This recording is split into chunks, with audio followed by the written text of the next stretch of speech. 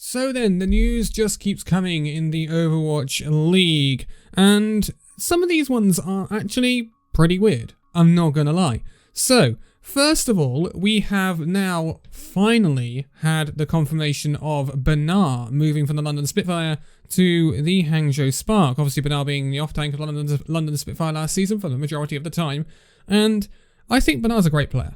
I honestly think Bernard's a great player. But we have to put this into perspective and realise Hangzhou have dropped QOQ for Bernard.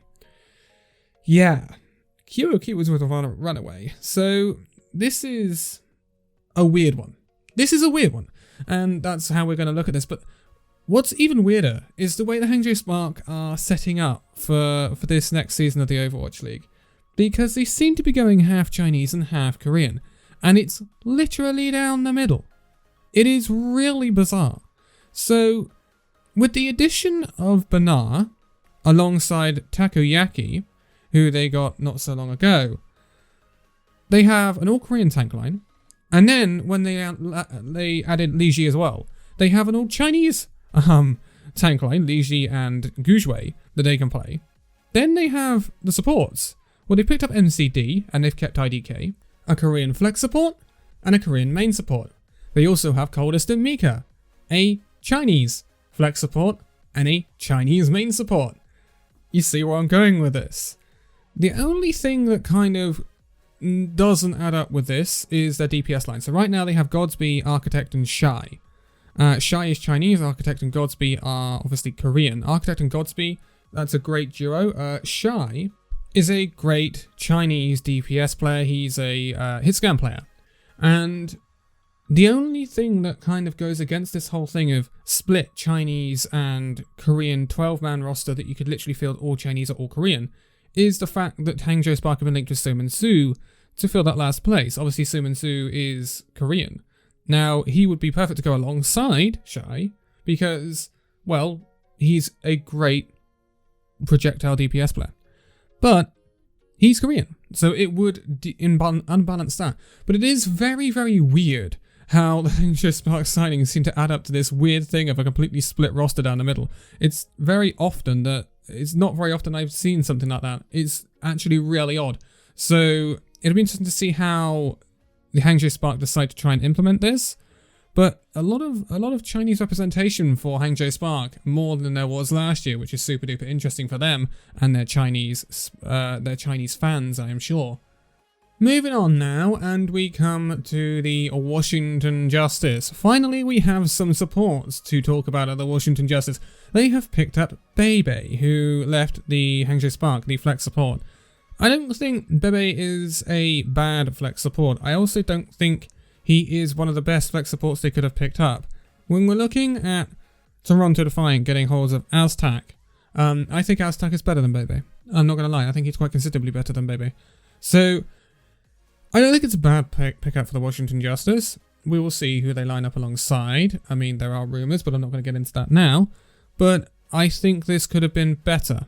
And therefore, I feel like my faith in the moves that the Washington Justice are making is starting to wane slightly.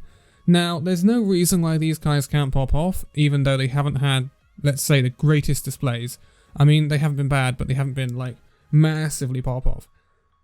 There's no reason why they can't bounce back and prove us all wrong. I'm not saying they can't, but it is possibly not as good as it could have been. That's what I'm saying here. And a similar thing can go for Fury. For Bernard, who could have been Fury, perhaps, at the Hangzhou Spark, is what I'm trying to get at. But now we come to the Toronto Defiant, and they have signed a new main support to go alongside their new flex support, Aztac. Aztac was a brilliant signing. And now they have signed Anson J from Element Mystic. So Element Mystic, again, it's a roster that is slowly disbanding as they leave the scene for 2021, and a lot of their players are starting to get picked up by Overwatch League teams. Anson J, I think he'll be good. He's not top tier. That is something I will iterate. He's not a top tier main support in Korean Contenders. But he is a stable one. Now, I think, honestly, if you look at the support line of Aztac and Ansunjae, then I think they will be fine for Toronto Defiant. I think Aztec especially has the potential to be very, very, very good. But I think, again, it could have been better. That's something I will add here. Like, Ansunjae is not a winner. He's come into Element Mystic as they've kind of not fallen off. I think that's a little bit harsh, but they haven't been right at the top of Korean contenders like they were.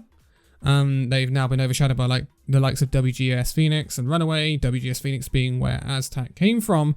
Oh well, he was on a two-way with Boston Uprising or Uprising Academy.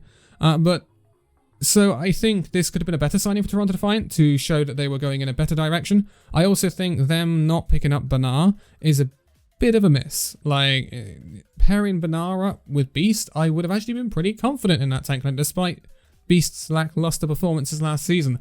But I don't know who they're going to pair him up with. Not now. And so it leads me to doubt the Toronto Defiant. Big time, I'm not going to lie. But I still think they could have one of the best support lines around if it goes their way. It will heavily depend on KDG's coaching, obviously. And then we come to, I think, honestly, the bizarrest of pickups in this offseason so far. Right. LA Valiant. It's time to talk about you guys, isn't it? We haven't heard much from them. It's been very quiet. But they've sparked into life. They let go of McGravy not so long ago. McGravy, like, he was great. He was not top tier, but he was not bottom tier. He was a great off-tank, and he actually made a lot of waves, you know, with his social media presence, etc., etc. And I honestly thought they were going to keep hold of McGravy. They didn't. McGravy's now gone down alongside Gig, ex-LA Valiant, down to play for Revival, I believe I said, or something like that. So they're missing those, and they decided they obviously now need a new off-tank. And I thought, well, it's probably going to be a Korean one. I thought Banar for a while, and then the rumors came out about Hangzhou Spark. And then I thought, well, who else could they pick up? It's going to be interesting. Who's a Korean off-tank they're going to pick up? Because they're going to pair it with Dreamer, right? It's not Korean. Not American either. LA Valiant have signed Adam from Ground Zero Gaming in Australia as their off-tank. Interesting. Now, I think LA Valiant have a history with Australian players. I think we know that. This is an interesting pickup. So I would regard Adam as the best off-tank in Contenders Australia. He plays for Ground Zero Gaming. They are current holders of Contenders in Australia. They beat Mind Freak, the ex-holders, which they lost to in the previous Season 1 finals of Australia. They also did very well in the weeks against Sydney Drop Bears, etc. He was also on Order, who were the previous Kings of Australia as well in 2019. So he's been at the top of Australian Contenders pretty much for 2 years. And actually, he was doing very well back in 2018 as well. He's a good tank. He's a good off-tank. But, and there's a heavy caveat. Heavy caveat. I believe we have only ever seen one player coming out of the Australian region. And I say coming out of the Australian region loosely because Custer, he had a lot of time in other regions before coming into the Overwatch League. He is the only player I can think of that has actually done well coming out of that region originally. When we look at the people that have come out of that region recently, Punk for the Boston Uprising, Colorhex, yes, for the Boston Uprising. You see a pattern developing here. Punk isn't a bad off-tank, but he isn't the best. And I think the Valiant could have done a lot better here. Now, of course, they may see something in Adam. And if they do, I honestly am completely willing to be blown away by what Punk can do in the Overwatch League. But what I find funny, and I know the Valiant have connections to that region because their assistant coaches are Gunba and Hunter. Both of them are obviously Australian. So Valiant have heavy connections to the Australian region, and it's showing because they seem to like to pick out this talent from the region. Sometimes it works. With Custer it worked. With Adam, I guess we will be we will see. And maybe the Valiant find the gems in the rough in Australia, because we've seen, obviously, Color Hex and Punk come through. Now, if they had been great players in the eyes of Unter and Gumba, who have been, you know, at Valiant for a little while now, especially Gumba, maybe they would have picked them up themselves. But they didn't. They decided to pass on them. Maybe there was a reason for it, and they've seen something else in Adam that they really, really like. And he has been, you know, boiling away in Australian contenders for quite a while now. Good 3 years. So we will remain to see whether this off-tank pickup pays off for the Valiant. But I think it is a mega gamble. Mega gamble. And it is a very left field signing for the Valiant. I hope it goes darn well. I really, really do. And Custer's going to be jumping up and down. He really, really is.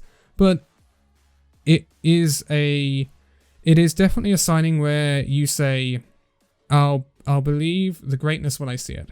That's what I will say with that one, and I hope I'm not being too hard on Adam, because he has had a fantastic time in Australian contenders. It's just Australian contenders does tend to be a level below a lot of the regions, even tier 2.